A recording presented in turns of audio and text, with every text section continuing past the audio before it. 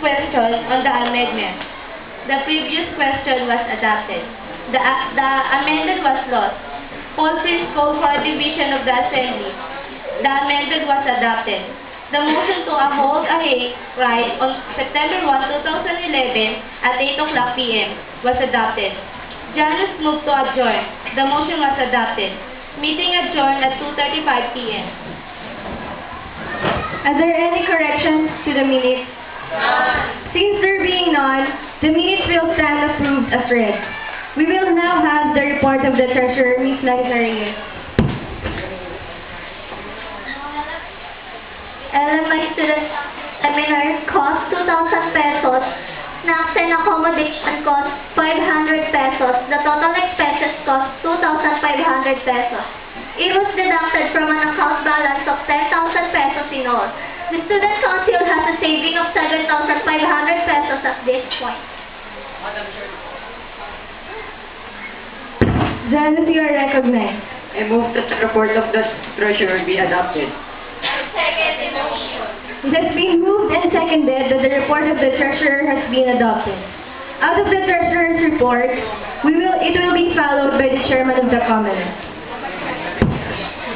The elective positions for the LMI student election of the officers of the school year 2011 and 2012 that was discussed last meeting.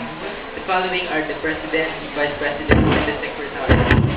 Is there any correction for the elective positions discussed by the committee chairman?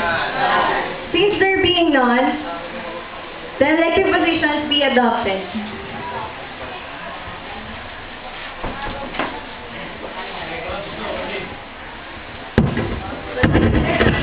Bethany, you are recognized.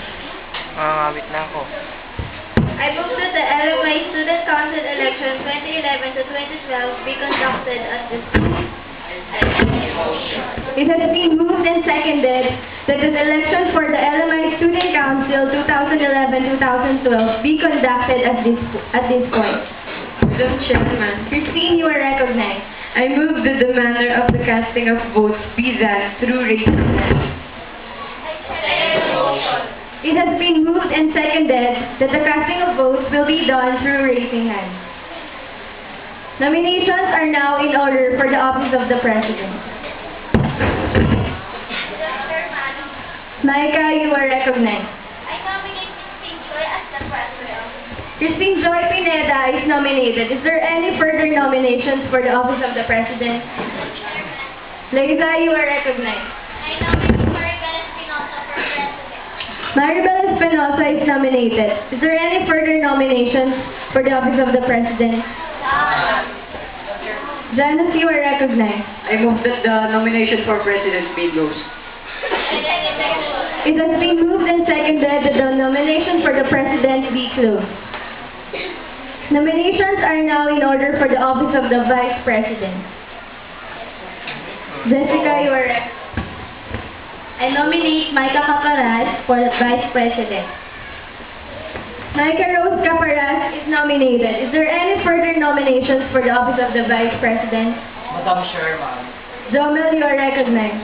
I nominate Mr. Janus Quito as a Vice President. Janus Quito is nominated. Is there any further nominations for the office of the Vice President? Madam Chairman, Israel, you are recognized. I move that the nomination for vice president be closed.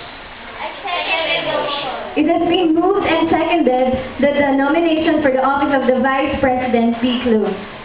Nominations are now in order for the office of the Secretary. Madam President. Micah, you are recognized. I nominate Jessica for Secretary. Jessica Salcedo is nominated. Is there any further nominations For the office of Secretary. Madam Chairman. Bethany, you are recognized. I nominate Ms. Liza Reyes for Secretary. Liza is nominated. Is there any further nominations for the office of the Secretary? Madam Chairman, Christine, you are recognized. I move that the nomination for secretary be closed. I second the motion. It has been moved and seconded that the nomination for the office of the Secretary be closed. Madam Chairman, Liza, you are recognized. I move at this time for the Council 2011 to 2012 be open. Madam Chairman, the nominating committee submits the following nominations. For President, Ms. Christine Joy Pineda and Ms. Maribel Espinosa. For Vice President, Ms. Micah Caparas and Mr. John Mosquito. For Secretary, Ms. Jessica Salcedo and Ms. Liza Reyes. Is there any corrections for the list of the nominees? None. Since there being none, the list of the nominees be adopted. Madam Chairman, Bethany, you are recognized. I move that the actual casting of votes be conducted at this point. It has been moved and seconded that the casting of votes will be done at this point. For the President, those who are in favor of Christine Joy Pineda, kindly raise your hand. 6 votes are counted. For those who are in favor of Maribel Espinosa, kindly raise your hand. 2 votes are counted.